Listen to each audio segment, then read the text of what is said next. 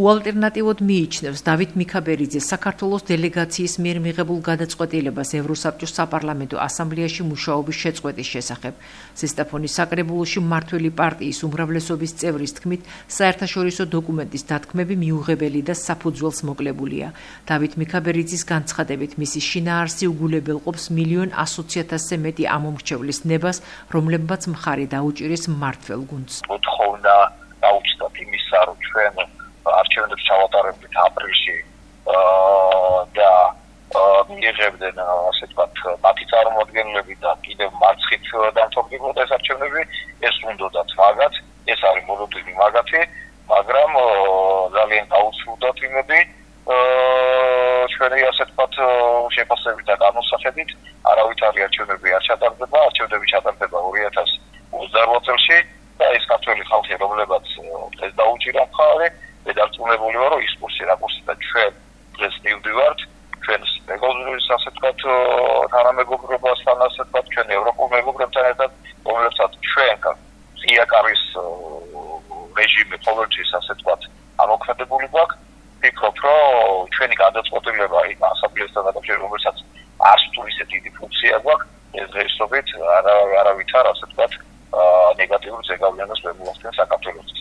რაც შეეხება იმას, რომ ისინი თუ მიიღებენ იმ გადაწყვეტილებას და ასე ვთქვათ, გააკეთებენ იმ განცხადებებს, რაც საჭირო არის იმისთვის, რომ აღიარონ ის დღეს ეს იგი, რაც არის ჩვენ ქვეყანაში და ზუსტად ასე ვთქვათ, თქვან ის, რომ ლეგიტიმური არის ხელისუფლება, მე ვფიქრობ, რომ ჩვენი დაბრუნებაც ხდება ევროპის საპარლამენტო ასამბლეაში. ქვეყნის მომავლისთვის არასასურველი სიგნალის მატარებელი უწოდა მმართველი გუნდის გადაწყვეტილებას ოპოზიციამ. მიხეილ ფოცხვერაშვილის თქმით, 29 იანვარს საქართველოს სამწუხაროდ ბოლო ევროპული ინსტიტუცია დატოვა.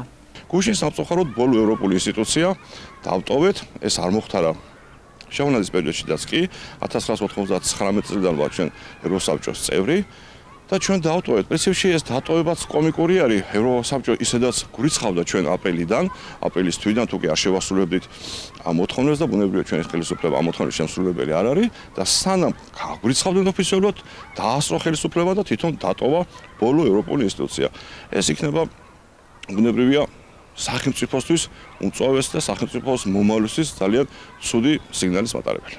შეგახსენებთ, საქართველოს დელეგაციამ საპარლამენტო ასამბლეაში მუშაობის შეწყვეტის შესახებ გადაწყვეტილება მას შემდეგ მიიღო, რაც 114 ხმით 13-ის წინააღმდეგ მიღებული რეზოლუციით საქართველოს დელეგაციას მანდატი აპრილამდე შეუნარჩუნდა.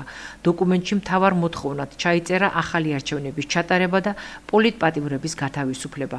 განცხადება დელეგაციის ხელმძღვანელმა თია წულუკიანმა გააკეთა, რომელმაც აღნიშნა, რომ საქართველოს რჩება ევროპის საბჭოს წევრად, ასამბლეაში მონაწილეობას კი მას შემდეგ განაახლებს, რაც დამოკიდებულება შეიცვლება. დასრულდება შანტაჟი, როცა კარგად გაიაზრებენ, რომ მსგავსი ზეწოლა ხელისუფლებას ანტიქართულ ნაბიჯს ვერ გადაადგმევინებს. დეკემბრის თვის საარსებო მინიმუმი ნოემბერთან შედარებით 2,2 ლარით შემცირდა. ინფორმაცია სტატისტიკის ეროვნული სამსახური აქვეყნებს. მისი მიხედვით, გასული წლის დეკემბერში შრომის უნარიანი ასაკის მამაკაცის საარსებო მინიმუმი 260 ლარი და 2 თეთრი იყო. მაშინ, როცა ნოემბერში ეს მაჩვენებელი 262 ლარსა და 4 თეთრს შეადგენდა. უამრავი მოთხოვნ ჩაცმა დახურვა, საჭმელი, სასმელი, წამლები, რაც ყველა ოჯახს ჭირდება, როგორი ჯანმრთელიც არ უნდა იყოს, მაინც ძალიან ბევრი ჭირდებათ. მე მგონი უფრო მეტი უნდა იყოს. შეიძლება რაღაცა ხდება ისეთი, რომ ვიღაცას გონია, რომ ეს არის საკმარისი. უფრო მე ხალხში უნდა გავიდნენ, ხალხს უნდა კითხონ და ხალხის ინტერესებიდან გამომდინარე უნდა გაკეთდეს, მე ასე ვფიქრობ. არც ერთ სახელმწიფოს არ უნდა, მე მგონი მშიერი ყავდეს მოსახლეობა და ცოტა უფრო ხალხის ინტერესებიდან გამომდინარე უნდა მოხდეს ხოლმე ეგ დათვლა. საარსებო მინიმუმი 500 ლარი მაინც უნდა იყოს, რომ იარსებოდა. დანარჩენი ახლა მარტო არსებობა ხო არ არის. გამოთხოვნილებებიც აქ ადამიანი. ხო, ყველაფერი მარტო ჭამა ხო არ არის ადამიანი. და მაინც არ არის საკმარისი. სნუფასოვანი კვებისთვის ნამდვილად არ არის. არ არის საკმარისი, რა თქმა უნდა. ორჯერ და სამჯერ მეტი რომ იყოს, კიდევ არ არის საკმარისი. ძალიან ცოტა არის. საარსებო წყაროც ცოტა არის ძალიან. გაზურებულია ყველაფერი ვიზია. ხო და ხალხი გაჭირებით ცხოვრობს, უჭირს, ძალიან ბევრს უჭირს. შეხედავს შეგეცოდება. აღნიშნულის შესახებ ჩვენ ეკონომისტებსაც ვკითხეთ. გვითხრეს, რომ ხსენებული სტატისტიკური მონაცემები რეალობას არის აცდენილი. გამომდინარე იქიდან, რომ მისი დათვლის მეთოდოლოგია საკმაოდ მოძველებულია და ახალ სტანდარტებს სრულად არ შეესაბამება.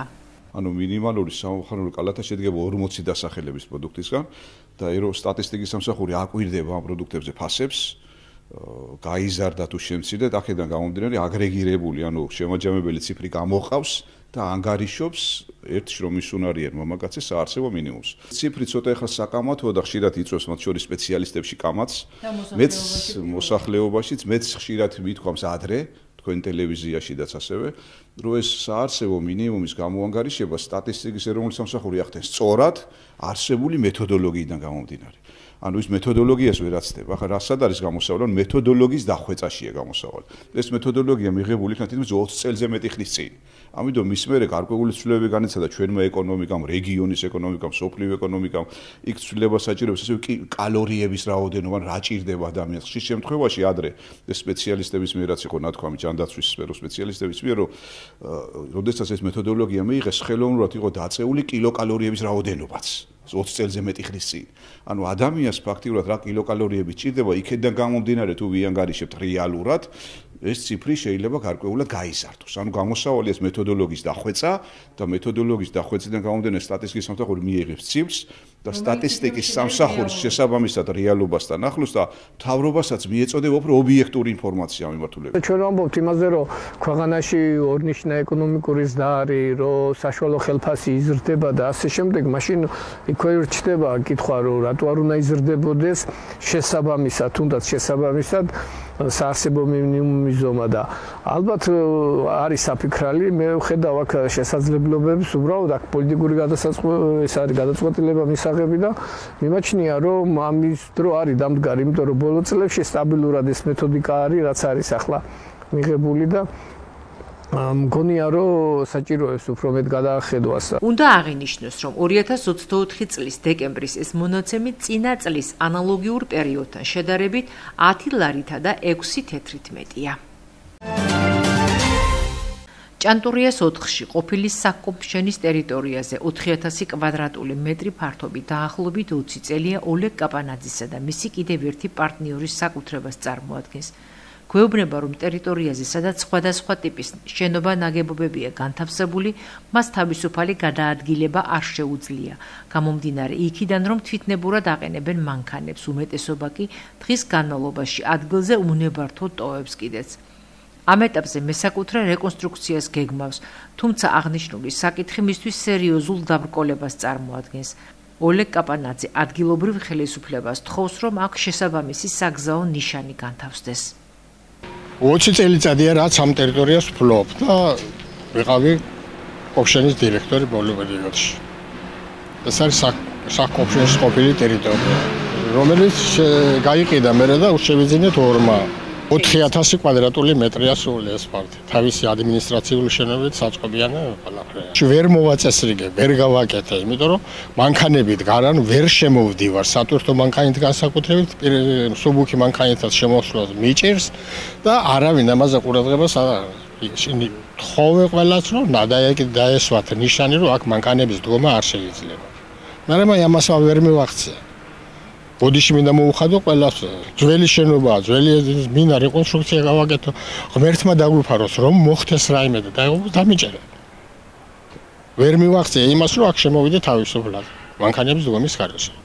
თვითნებურად შემოდიან და დგებიან. თუ არის ეს ჩემი და ჩემი საკუთრება, ხომ უნდა მომიხმარო. ხომ აქ უფლება მე ჩემ ტერიტორიაზე შევიდე თავისუფლად. ჩემი სურვილია, რომ აქ მანქანები არის. დაიდგას ნიშანი, რომ აქ დგომა აკრძალულია. მე არავის არც მოსვლას უშლი, არც წასვლას უშლის, არავის პირადი ინტერესი არ გამაჩნია, რომ ვინმე ცუდად იგრძნოს თავი. მაგრამ მომხრევა, რომ ჩემი არსებობით სხვას ხელი არ შეეშალოს. ჩვენ აღნიშნულთან დაკავშირებით ადგილობრივ ხელისუფლებასთანაც ჰქონდა კომუნიკაცია. ვიცე-მერმა გვითხრა, რომ ოლეგ კაპანაძემ შესაბამისი შინაარსის განცხადებით უნდა მიმართოს მერიას, გადაწყვეტილება კი ამის შემდეგ იქნება მიღებული.